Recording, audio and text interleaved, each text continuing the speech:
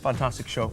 Welcome back to T4 Saturday, still to come. Brand new Homemade, another fantastic show. Right now, though, we're joined by a great British actor, cut from the same cloth as the likes of Sir Ian McKellen and Patrick Stewart. He has been wowing us with powerful performances in films like Troy, The Bourne Supremacy, The Ring, X-Men 2, Adaptation, to name but a few. Ladies and gentlemen, the wonderful Mr. Brian Cox. Brian, thank you. A pleasure to have you, as always. Thank you very much. Very nice to be back. Thank you for coming on the show, Brian. Let's jump in head first. Your new film is called Running with Scissors. Right, yes. Is this film about what I think it is? Because you're on T4, we don't condone running with scissors. Brian, over to you. Yes, it is about what you think it is. You've got to be careful doing that, Brian. No, it's based on a true story. It's about a guy called whose real name isn't Augustine Burroughs, but that's the guy who wrote the book, the memoir.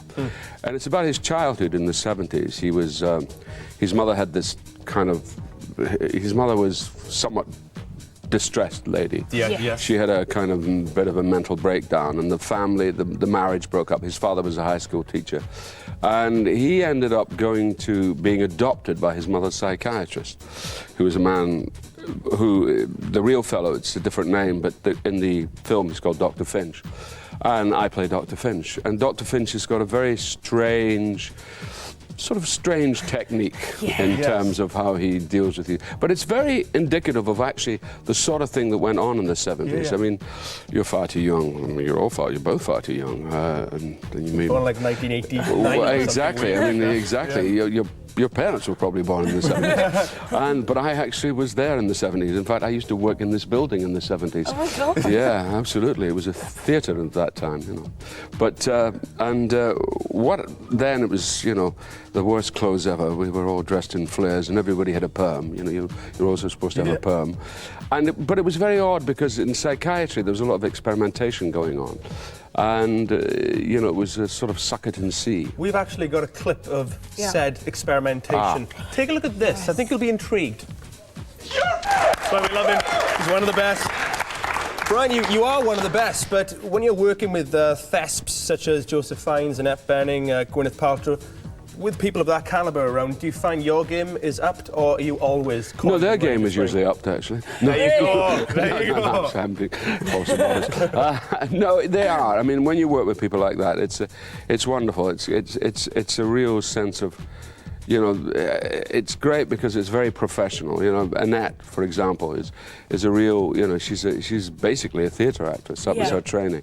So when you work with somebody like Annette, she knows exactly what she's doing. She's prepared. She's prepared the role. She knows her lines. You know, she knows what she wants to do. She has an idea. She's very open about things. And she's pretty sexy. And she's very sexy. She's very damn sexy. She's very sexy. The film is based on the memoirs.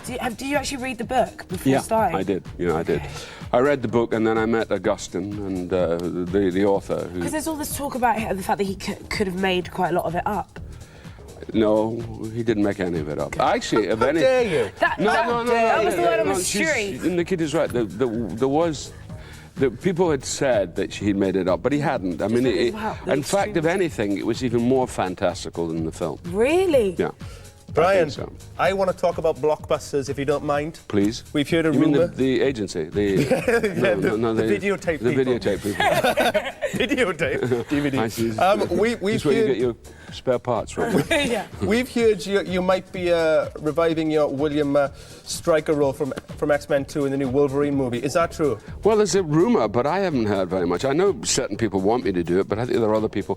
The problem about X-Men 2, or whatever, the Wolverine, the problem about Wolverine is that Wolverine's invented 17 years before, so I would have to... You would have to be there. I'd have to be... Well, no, I'd have to be younger.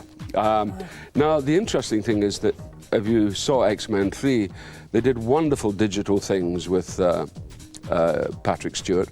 Yeah. But mind you, Patrick Stewart looks like Patrick Stewart's always looked. Exactly. And, he was born bald. Exactly. But Ian McKellen was quite surprising, you know, and they really did make Ian look like he looked 25 years ago. It's quite interesting to see yourself. Yes, it would, but it's very expensive. Right. And I'm a cheaper actor than they are, so I think... So Right, if you want the best, they got to pay. Simple as that, you know what I mean?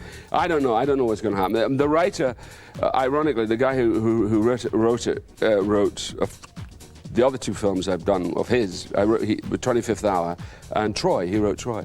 Yeah. David Benahoff, and he's very keen for me to do it, but we'll see. Brian, keep on entertaining us because you're one of our best actors. It's always you a very pleasure much. seeing you. Brian Cox, everyone. Always a pleasure.